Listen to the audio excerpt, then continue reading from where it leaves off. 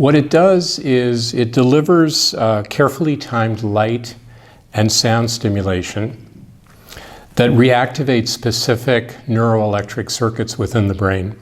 And these are associated with brain health. So what I want to do for a moment is talk to you about our thinking about how a physics-based device can actually impact brain health and brain resilience, and then as a consequence, impact a neurodegenerative disease like Alzheimer's. So I'd like to start with the commonly held belief that an active brain is a healthy brain. And this really is a well-established principle. It really takes origin as far back as 1949, when Don Hebb postulated that neurons that fire together wire together. And really that has really stood the test of time. More recently, there's been a new chapter added to that, which is neurons that fire together, shower together. And what that means is that the oscillating activity of groups of neurons drives the waste removal system in the brain. So we know that we're impacting at least a couple of well-founded brain mechanisms.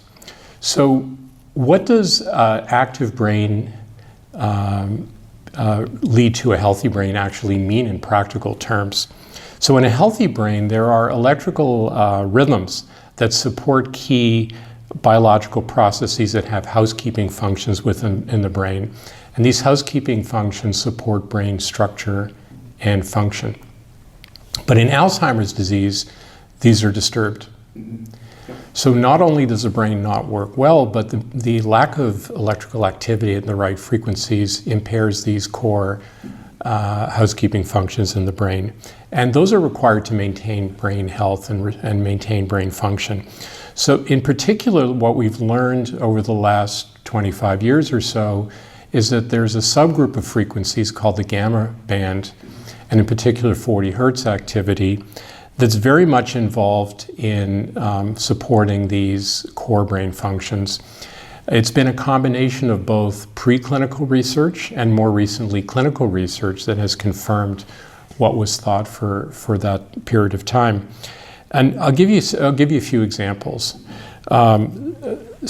Functions like maintaining synaptic and myelin plasticity requires resonant activity at 40 hertz. The waste removal system or the glymphatic system is also driven by it.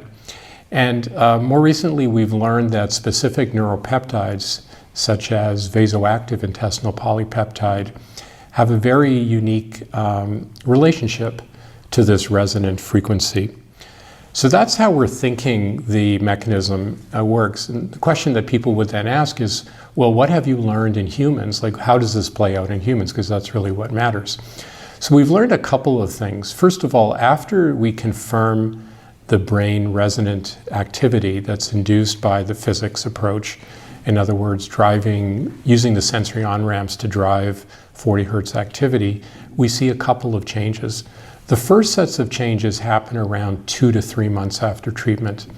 And these involve changes in synaptic and myelin proteins that we can see in the spinal fluid, improvements in brain connectivity that we measure using functional MRI.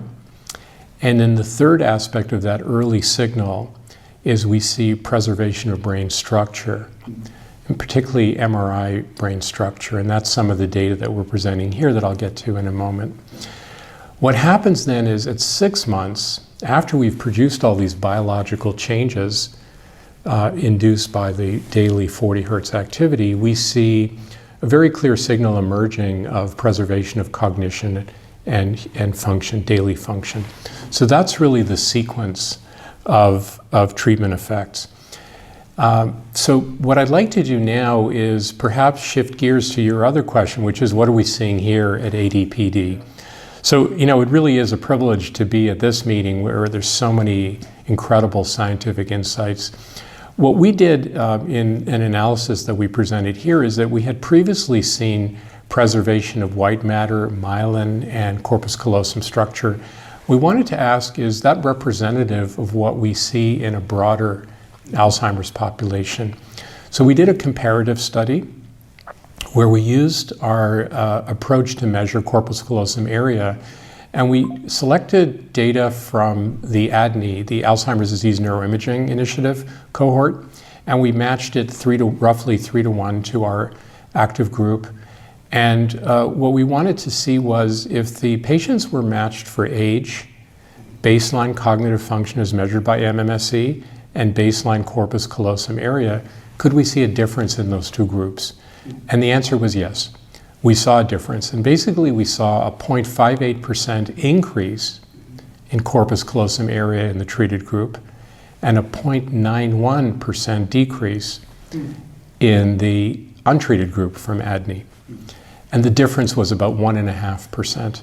So that was a good indication that we're seeing consistent structural preservation in this particular structure. The question you may ask, and I'm sure this crosses people's minds, is, well, why the corpus callosum?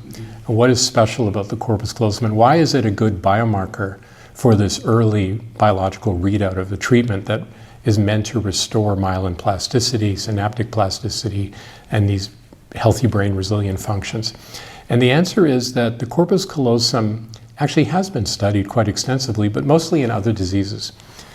So it's been studied extensively in diseases like multiple sclerosis, where there's a lot of white matter degeneration and similar diseases, but it has also been studied very nicely in Alzheimer's disease, and it shows very clearly in untreated Alzheimer's patients that there's reduction in the size of the corpus callosum that's very consistent. There's a reduction in the integrity of the content within the corpus callosum, so white matter integrity.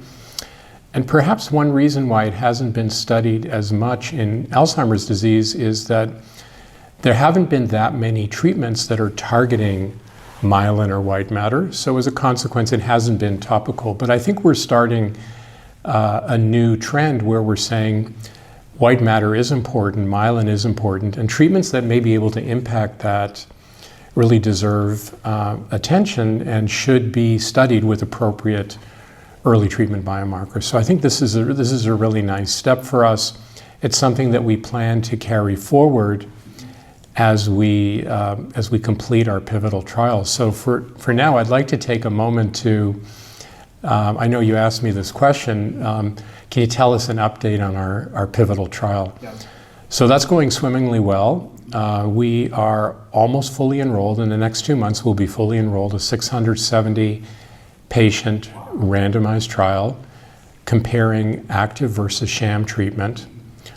The patients have an MHSc at baseline between 15 and 28. So it's a broad range of Alzheimer's patients. All patients have a confirmatory EEG response to our device. So we confirm that there's target engagement. And all patients have a confirmatory p-tau test to confirm the amyloid pathology. We are using very standard clinical outcome measures. So we're using a composite of cognition and function as a primary outcome measure. Obviously, we're looking at the components as secondary outcome measures, along with several others. We have a very strong emphasis in the study on looking at structural preservation. So we have an ambitious study where we're doing frequent MRI studies to show, at least to answer the question, does the treatment impact structure in the way that we had initially seen in our phase 2 study? We're also collecting frequent digital EEG recordings from the patients, both to confirm the gamma response on an ongoing basis, but also to look at resting state EEG and look at whether there are EEG signatures of treatment response and perhaps early indicators that patients may be responding to treatment, which will be very helpful down the road as we move forward.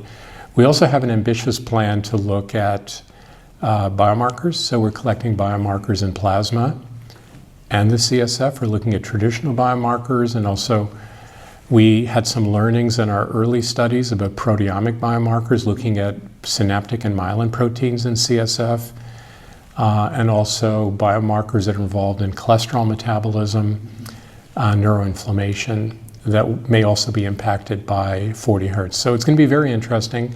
I'll be very interested in looking at the relationship between the clinical outcome measures and these biomarkers to see how they map together. So we are very excited to hopefully soon announce the last patient in our study. It's a one-year study, so next summer we'll be announcing the top-line data. And we're incredibly grateful to the support we have from the Alzheimer's community to make this study happen. We've enrolled it quite quickly, but it's been really a consequence of hard work, but also very strong support we've had from Alzheimer's Association, other advocacy groups, Alzheimer's Drug Discovery Fund, and various other important leaders in the Alzheimer's space who have helped us create an interest in this approach of using physics to treat brain chemistry and brain biology. So